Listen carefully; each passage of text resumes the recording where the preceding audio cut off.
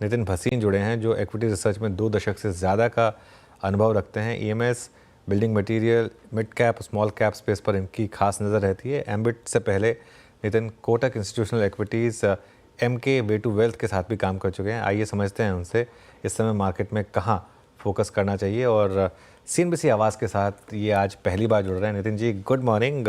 पहली बार आपसे सीएनबीसी आवाज़ पर बात हो रही है, first of many I hope. Market पर बताइए इस समय आपका क्या नज़रिया है, क्योंकि एक बड़ी करेक्शन आई लेकिन पिछले 1.5 महीने में अच्छी खासी रिकवरी हमने देखी, खासतौर से ब्रॉडर मार्केट में। Good morning Anuj, thank you मेरे को यहाँ पर बुलाने के लिए। हम लोग हमारे हिसाब से मार्केट के अंदर जो पिछले 1 महीने में हम स्ट्रेंथ देख रहे हैं, इट इज अ चेंज। जहाँ पे हम देख रहे हैं कि ब्रॉडर मार्केट के अंदर हमको लगता है लार्ज कैप कंपनीज और with in the Nifty even the larger companies जो हैं, इनके जो अपने अर्निंग्स हैं वो काफी स्ट्रांग रहेंगे पिछले अगले 3 महीने और 6 महीने 9 महीने के रिजल्ट्स के अंदर।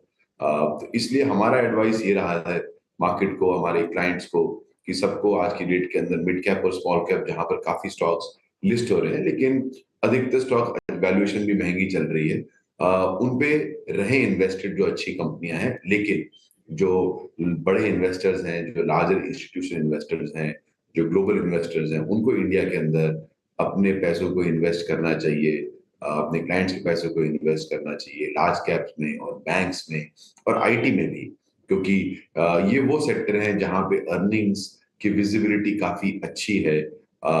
अनलाइक कंजम्पशन, जहां पर आज की डेट के अंदर हम स्ट्रेस देख रहे हैं और वहां पे डाउनग्रेड्स अर्निंग्स के बढ़ रहे हैं, बेशक वो मिड कैप हो, स्मॉल कैप हो या लार्ज कैप। तो हमारा ये विचार है जो हम इन्वेस्टर्स को बोल रहे हैं कि आपको लार्ज कैप, बैंक्स और खासकर बड़े बैंक्स में रहना चाहिए, इन्वेस्टमेंट करनी चाहिए। तो हम लोग ऐसे देख रहे हैं क्योंकि इस वक्त जो मार्केट का रुझाव है वो ज्यादा क्वालिटी की तरफ होगा, कि कहाँ पे अर्निंग्स की क्वालिटी है, कहाँ पे अर्निंग्स बढ़ सकते हैं, वहां पर कहाँ पर वॉलेटिलिटी कम होगा। क्योंकि हम देख रहे हैं पिछले क्वार्टर के रिजल्ट्स के बाद कि जहां पे हल्का सा भी डिसअपॉइंटमेंट आता है, जरा सा सरप्राइज आता है, market reacts very strongly and very supports, or let's say doesn't provide support to a weak number. So hence I would say that's how हम इन्वेस्टर्स को बोल रहे हैं। ओके, एक सेक्टर जिसने लीड किया है नितिन जी, वो है आईटी। क्या 2025 में भी आपको लगता है ये लीडरशिप पॉकेट रहेगी, कंसिडरिंग अब जिस तरीके से यूएस इकॉनमी में भी स्ट्रेंथ दिख रही है और प्लस रेट कट के भी वहाँ पर एक्सपेक्टेशंस हैं? बिल्कुल सही कहा आपने। हमारा अगले 1 साल का जो हमारा कॉल है, हमारे जो 4 या 5 बड़े इंस्टीट्यूशन इन्वेस्टर्स के लिए हमने अपने रिकमेंडेशन दिए हैं कि आपको क्वालिटी और लो वोलेटिलिटी में रहना चाहिए, आपको लार्ज कैप पे रहना चाहिए, आपको मेगा कैप्स के अंदर विद इन द निफ्टी रहना चाहिए। बट जो हमारे सेक्टर्स की प्रेफरेंस है उसके अंदर हमारा बैंक्स और आईटी सबको ओवरवेट बोला है। जबकि हमारी कवरेज के अंदर हमारे एनालिस्ट को लगता है कि शायद एस्टिमेट बड़े हुए हैं वहां पे, बट हमने पास में भी देखा है फेड रेट कट के बाद ये सेक्टर में बाउंस आता है। सो हेंस हमारा विचार तो यही रहेगा कि अगले 2025 में एटलीस्ट पहले 6 महीने से लेकर 9 महीने के लिए सेक्टर एलोकेशन के अंदर आईटी और बैंक्स खास रहने चाहिए। IT for sure. आईटी और बैंक्स आप कह रहे हैं एक अच्छी खासी अपॉर्चुनिटी रहेगी, लेकिन जब अनुज आपसे ऑफ कोर्स आप बात करने से पहले आपको इंट्रोड्यूस कर रहे थे, स्मॉल कैप्स में आपकी महारत रही है। You identified some great stories in the past. इस समय जिस तरह की मोमेंटम मार्केट में लौटा है एंड द वेरी फैक्ट कि स्मॉल कैप्स एक बार फिर आउट परफॉर्म करने लग गए हैं, ये क्या सिग्नल दे रहा है? क्या अभी भी रिटेल निवेशकों के हाथ में क्वालिटी स्टॉक्स हैं या फिर it's anything that's coming their way? और इस अपॉर्चुनिटी को कैसे सबसे बेहतर तरीके से भुनाया जाए जो स्मॉल कैप्स में इस समय है रिसेंट करेक्शन के बाद? हमारे देश के अंदर जो सबसे बड़ा बदलाव आया है पिछले 2 या 2.5 साल के अंदर, करीबन 150 से 200 स्टॉक लिस्ट हुए हैं स्मॉल कैप मिड कैप के अंदर। इसमें कुछ बेहतरीन बिजनेस लिस्ट हुए हैं and many of these businesses could go out to become multi-baggers for investors even if they were given at expensive valuations. So मुझको ऐसा लगता है कि इस कंट्री का हमेशा होता है साइकिल के अंदर, अगर 100 स्टॉक लिस्ट होते हैं तो 36 या 20 स्टॉक उसमें से जाके मल्टीबैगर बनते हैं। तो आई थिंक इन्वेस्टर्स को अपना काम करना चाहिए, एंड ये हम लोगों को दिखता है आज की डेट के अंदर कि for the last few years quarters institutional investors को बहुत स्मॉल कैप और मिड कैप में फ्लोज आ रहे हैं। सो एंड थीमेटिक लॉन्चेस हो रहे हैं फंड्स के। तो बिकॉज इंडिया के अंदर इस वक्त बिकॉज बहुत ज्यादा themes, because Indian economy is getting sort of rebuilt on every aspect, weather it is exports, चाहे हम उसको बोले कि कंजम्पशन है, डिस्क्रिशनरी प्रीमियम कंजम्पशन, नए नए तरह के बिजनेस मॉडल लिस्ट हो रहे हैं। तो इससे आपको हर इन्वेस्टर को डिपेंडिंग अपॉन उसके पास कितने पैसे हैं, कितना उनको लगाना है पैसा एक स्टॉक के अंदर, बहुत अपॉर्चुनिटीज है। तो इस वक्त इंडिया इज बिकमिंग, जैसे यूएसए के अंदर 8,000 या 10,000 स्टॉक लिस्टेड है, जैसे यहाँ पर भी आज की डेट के अंदर जहाँ पहले 200 स्टॉक इन्वेस्टेबल यूनिवर्स थे, 600-700 है। लेकिन सबको सोचते हैं जी अच्छे प्रमोटर, अच्छी बैलेंस शीट, अच्छा बिजनेस, एंड मोर इम्पोर्टेंटली जो मेरा फेवरेट टॉपिक है कि scalable businesses, because India is a market जहाँ पे हमारा 2400-2500 per capita GDP restricts how much business we can build. So hence आज के कुछ प्रमोटर जो ग्लोबली बिजनेस बना रहे हैं, खासकर आप देख सकते हो जो आज कुछ दिन पहले कुछ आईपीओ खुले हैं जो हेल्थ केयर सर्विसेज ग्लोबली उनमें प्रोवाइड करते हैं, not pharma, not health care, but services to health care company. It's a very interesting sector that has opened up after IT services over the last 20-25 years. हम जहाँ सुनते हैं कि India के पास एक अपॉर्चुनिटी है सर्विसेज की स्पेस के अंदर, इट स्पीक्स। ऐसे बहुत सारे सेक्टर्स फॉर्म हो रहे हैं और जहाँ पर अपॉर्चुनिटीज है। आप हॉस्पिटल सेक्टर देख लीजिए, आप ज्वेलरी सेक्टर देख लीजिए। तो ये मेरे रिकमेंडेशंस नहीं, बट मैं बोल रहा हूँ कि इस देश के अंदर बहुत सारे बिजनेसेस बन रहे हैं जहाँ पर छोटे निवेशक और even family offices, institutional investors should focus on the same fundamentals always. A business which is scalable, good quality company, good quality promoter, clean accounts, उस पे ध्यान दें। And then valuations are important, but small cap companies में हमने देखा है कि अधिकतर समय अगले 1 साल और 2 साल का जो वैल्यूएशन सोचने का तरीका है वो फेयर नहीं है एज कम्पेयर टू जैसे हम लार्ज कैप्स के बारे में सोच सकते हैं। तो हमको उनके बियॉन्ड देखना है कि ये काबिल मैनेजमेंट अपनी कंपनी का अगले 5 या 7 साल में क्या बना सकती है। उससे कम समय सोचना मुझे लगेगा ठीक नहीं है। साल का नजरिए से उन स्मॉल कैप्स, क्योंकि वो आगे small caps mid and mid से ऑफ कोर्स वो लार्ज कैप्स बनते हैं और उसके लिए एक रनवे काफ़ी लंबा रहता है। आपने नए बिजनेसेस, नए अपॉर्चुनिटीज़ की बात की। नितिन, ये न्यू इकोनॉमी स्टॉक्स, स्पेशली ये Q commerce, food delivery businesses, जिस तरह का कंपटीशन हीट हो रहा है, जिन वैल्यूएशंस पर ये कंपनियां मार्केट में आई हैं और जो नंबर्स ये डिलीवर करने लगेंगी आगे, उस पर आप लोगों की कवरेज है क्या? Are you excited about this space? Clearly new economy, we are all users. हम लोग सबके सब न्यू इकोनॉमी की कंपनीज के सर्विसेज को इस्तेमाल करके काफी कंज्यूमर सरप्लस, वेदर समय का हो या पैसे का हो, हम सब लोगों ने अपनी कन्वीनियंस को बेहतर होते ही देखा है इस देश के अंदर।